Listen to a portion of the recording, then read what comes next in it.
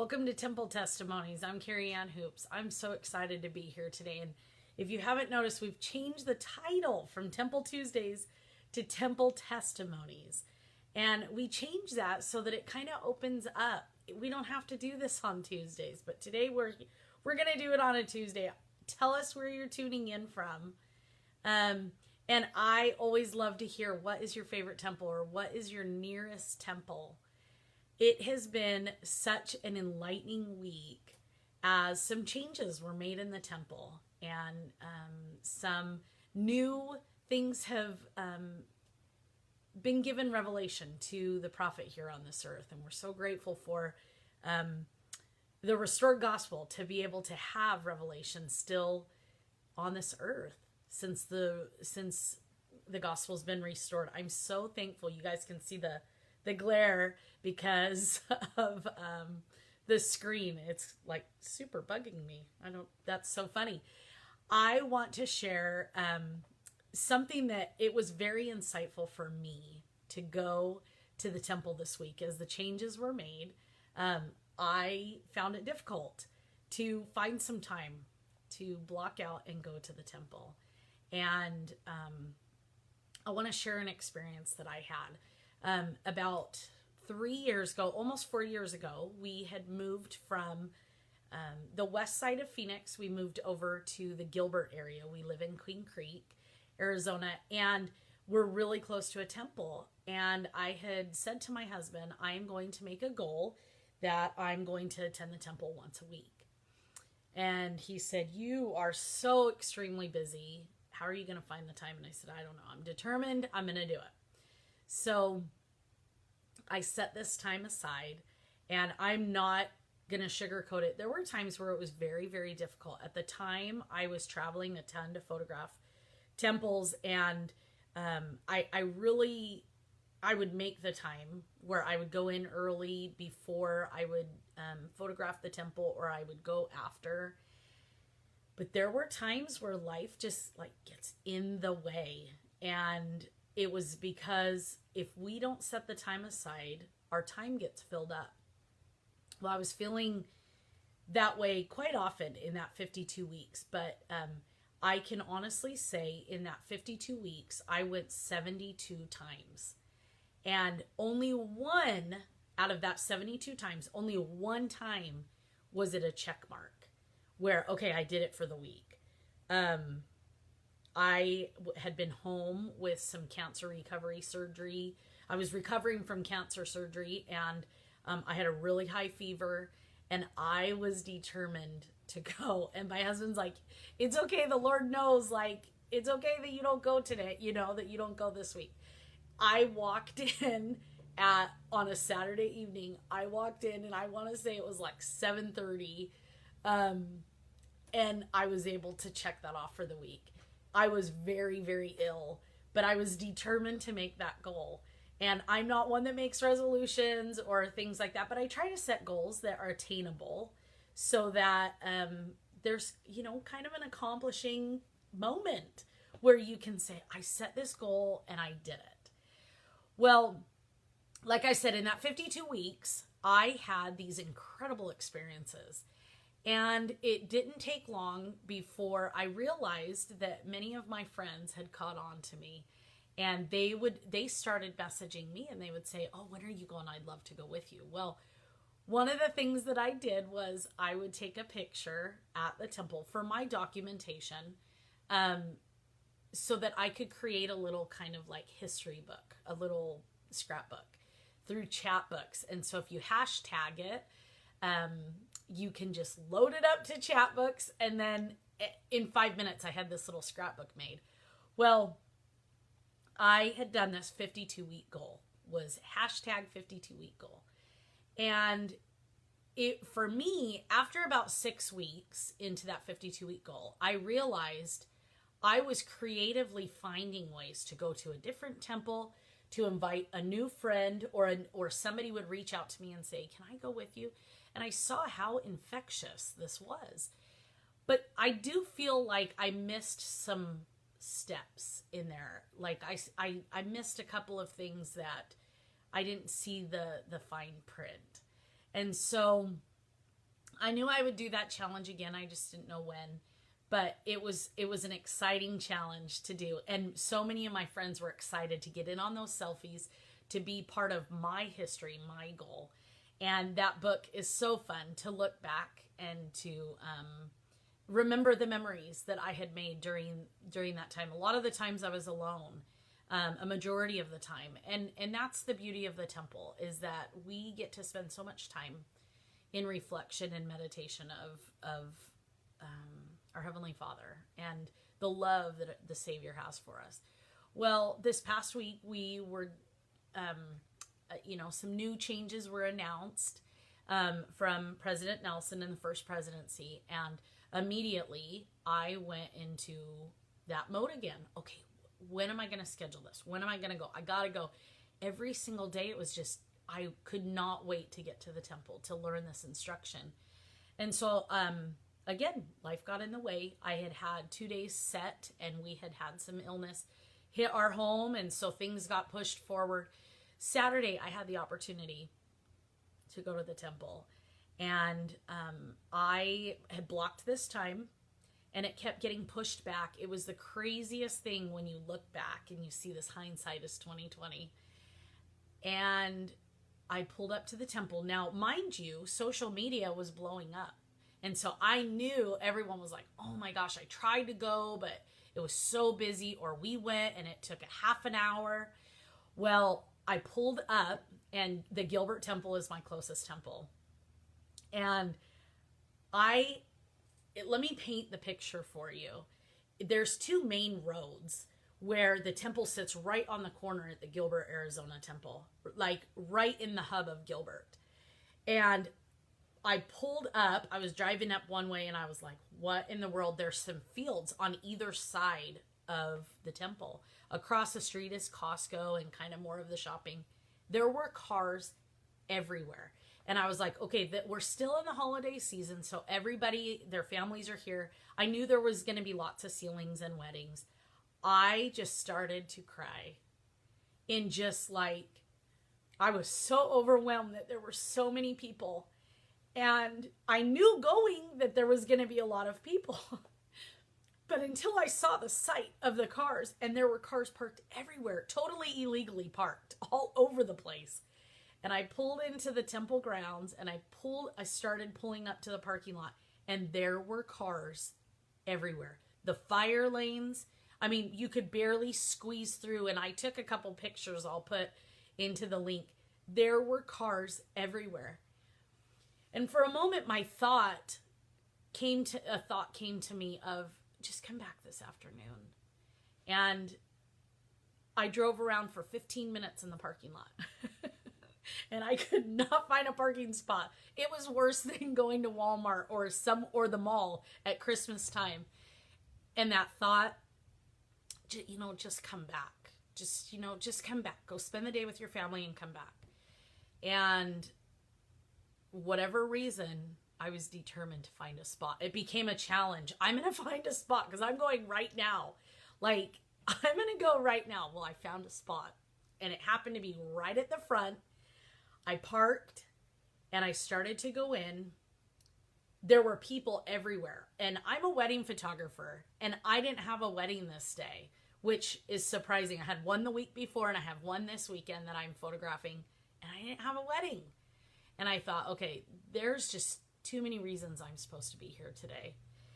And so I got in line to go into the temple and to show my temple recommend. And I've never waited in a line like that. There was at least 30 people in line. And usually there's maybe one or two as you're walking up. And the thought again crossed my mind, just come back. This is going to be crazy. This is going to take up your day. And I was like, no, I'm going to do it right now. I was so determined. Well, I started walking, and I couldn't even walk. Once you get past the desk where you walk in, it kind of opens up to kind of just a little foyer waiting area. And there were people everywhere. And I thought, I've never seen, I actually think I laughed oh my goodness, there was just people everywhere. So I made my way into the dressing room, and there was a line. And I thought, what in the world? this is like being at Disneyland. And if you know me, I am a self-proclaimed #Disneyland hater. I'm not big on lots of people and lots of crowds. It's just not my favorite thing. And I thought, I'm supposed to be here. And this thought just kept coming to my mind. And so I thought, okay, I'm just going to wait. Like, I'm done. I'm not leaving till I serve the Lord. And it took me almost 10 minutes till I could get into a locker to change. And right when I went, like I was just waiting, I saw somebody go in. I thought, okay, I'm just going to wait. That took 10 minutes. And then I waited. And then she came out and she's like, oh, hold on. She forgot something. So I waited again. Well, you would think, oh, just go find another locker. There was no open lockers. There was nothing. I couldn't get changed anywhere. The place was packed. So I waited and I said, oh, no worries. Yet I'm going, I've already been here like 35 minutes and I haven't even gotten to do any temple work. Well, fast forward, I got dressed and I did what I needed to and I'm on my way. So you kind of go up this stairwell and the stairwell breaks into two. It's like a grand stairwell. And I started to go up and I'm looking at the floor holding my dress and I'm walking up and all of a sudden I thought, there's people everywhere on the stairwell. What in the world? So I patiently stood in line and waited and I thought, this is the coolest thing. And as that thought crossed my mind, someone walked up behind me and said, are you really going to wait in this line? This is ridiculous. And turned around and left. And I thought, no, this isn't ridiculous. This is, in my mind, I didn't say this out loud. In my mind, I was going, can you imagine if the temples were filled like this all the time? If we had lines like Disneyland waiting, the excitement to get in to serve, it doesn't get any better than that. And so I waited almost 30 minutes on that stairwell to just go into the chapel. I still had a couple of things that I had to wait for to even be able to get to serve in the temple. And the thought again crossed my mind, this is the coolest thing. Well, a lady and her husband walked up behind me and they said, do you mind? We're just going to see, we're going to go ahead. Well, I was probably maybe 4 or 5 in line to get in to go just to a little sitting area. And I said, oh no, go ahead. And she went up and she said, it's closed. And kind of like said to a couple of people, like, you guys, we're not ever going to make it in here. Like, you know, it's not really worth the time. And they left. Now, I don't know when they left that line, if they left the temple or they went somewhere else. I don't care. It doesn't matter. But there was a line. And so then I waited in line and I waited in line for 30 minutes. Then we were put into a sitting area, which we call the chapel. And it's just a little area where you just sit and you can read the scriptures and it's quiet and private. And as I sat and I sat and I sat, I thought, is this so strange? My son just got back from the temple. Come say hi. Hi. This is my son, the temple worker that works at the Gilbert Temple, just served his mission and returned. And so I sat and I thought, it just doesn't get any better than this. That there's so many people waiting to serve, that we are waiting. Well, within about 10 minutes, a temple worker came in and they said, now you guys realize that it's already full. This is for the 1 o'clock session. At that point, it was like 12:05. And I thought, I can wait another hour. Like, I've already been here, you know. I've already been here at that point close to 45 minutes, 50 minutes. I thought, no big deal. At that moment, I realized I've never sat like that. I don't think I've ever been so patient. And at the same time, there were more people than I can ever imagine. I went and I did the session and I got new instruction. But here's the beauty, and this is the point to the story, is that while I was waiting, I noticed things that I've never noticed before in the temple. I noticed little details about the temple that I never noticed before. I had the opportunity to talk to a woman that was sitting next to me that I probably wouldn't have if I had come before and had been on time, or there wasn't these lines. The opportunities were there. I just had to look for them, and I had to be patient while I waited. And I thought, how neat is that the time that we have is not the Lord's time. It's so different. I find so often in my life that my timing is so wrong. But every time, the Lord's timing is perfect. I, of course, did my little selfie. I'll show you right here. I did my selfie in front of the temple. Ooh, it's so light. And I posted it on social media like I do. Not for anybody else, but for myself, so that I can create my new book with my new goal this year of 2019 to go to the temple once a week. And this is the beauty that happened. I have had over 60 messages. Some were private and some were on social media. And let me read to you some of the things that were said. Oh, how was it? I've been hearing such great things. Someone said, good for you. I really wanted to go, but I heard the lines were crazy. Someone else said, there was a 2-hour wait. Whoa, we were hoping to go next week sometime. I have so much more to do. I'm really excited to go. Someone else said, and this was for the Gilbert Temple, no wait for us there on Thursday. It was such a sweet experience. So a Thursday, I wouldn't have had that experience, but someone else had this beautiful, sweet experience. And this was one of the fun ones. I was there today for a sealing, and it was packed, all in capital letters and exclamation. I was there Thursday morning, and while I didn't have to wait, it was incredible, and it was full to capacity. Someone else said, the only other time that I've had to wait that long was when a new part of the temple had been instructed a few years ago. And she said, wouldn't it be awesome if we all attended the temple like that all the time? Those are the thoughts that cross my mind. This is so awesome. It's so packed. Wow, how cool would it be if it was like this all the time? The thought did cross my mind. Wow, this was a long wait. But the waiting that's not what matters. It doesn't matter how long we wait or what we have to do to wait. It's about the Lord's timing. And it's about if we're patient with the Lord's timing, if we trust in Him with the Lord's timing. I'm so grateful for the temple and this opportunity that I had on Saturday to be reminded that I need to be patient, that I need to learn from Him, and I need to remember that the Lord's timing matters, that waiting in long lines, it's the most important part of the story, because you get to learn different things that you wouldn't have if you had that opportunity to just rush by.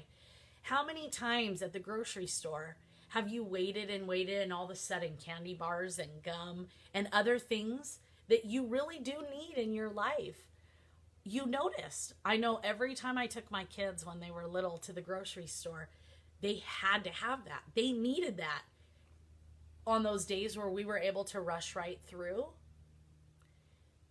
They didn't see it. They didn't notice it. So we need to pause, and we need to be okay waiting in that line so that we can notice other things. I'm so grateful for High Five Life for hosting and giving us this platform to share inspirational messages every day. If you have a thought of somebody that could enjoy this message, or maybe yourself, that there's somebody that you could share an experience in addition to mine about how your long line changed your life and opened your perspective, go ahead and like our page and share. Have a great day.